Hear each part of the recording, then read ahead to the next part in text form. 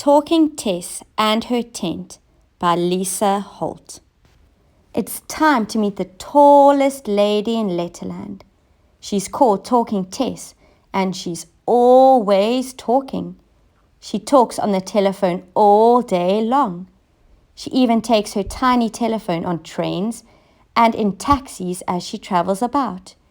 She works in Teletouch Tower, and it is her job to keep everyone in Letterland in touch with each other.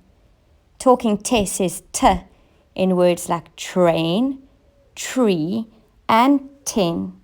Today, Tess has got her ticket for the train because she is going on her very first camping trip. She tapped her travel bag excitedly. She had packed some trousers, tops, t-shirts, and even tucked in a tennis racket and her teddy. She remembered her toothbrush and toothpaste too.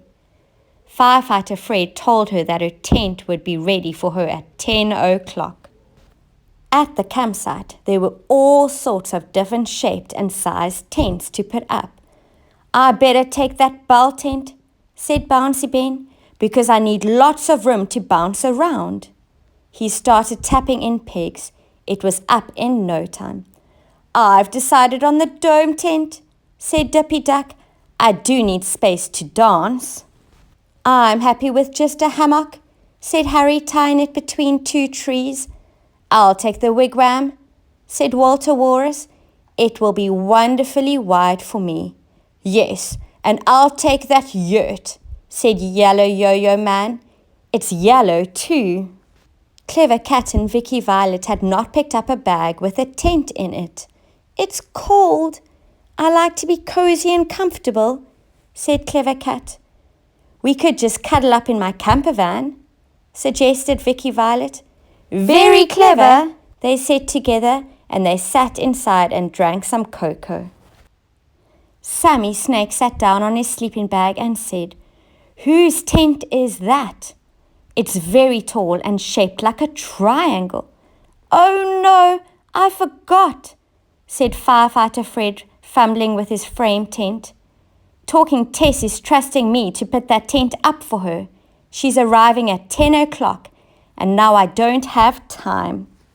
Don't fret, we'll all help, said the Letterlanders, and they all picked up pegs and started tapping them in. But it was a tricky tent to put up. The tall sticks had to be tied together at the top. It tilted and toppled as they tried. "This is a tent for a very tall person," they agreed. Annie Apple did the best she could while hanging onto a twig on a tall tree, but it was not tied tightly. Talking Tess arrived and said, "It's terrific and so tall like me. Tell me, what type of tent is it? Is it a teepee?" Tremendous. They tried to tell her that it was not tied too tightly at the top yet, but she hadn't stopped talking. Just in time, Peter Puppy jumped up and said, "Don't touch it yet, Tess. Please tie it before you." Pat.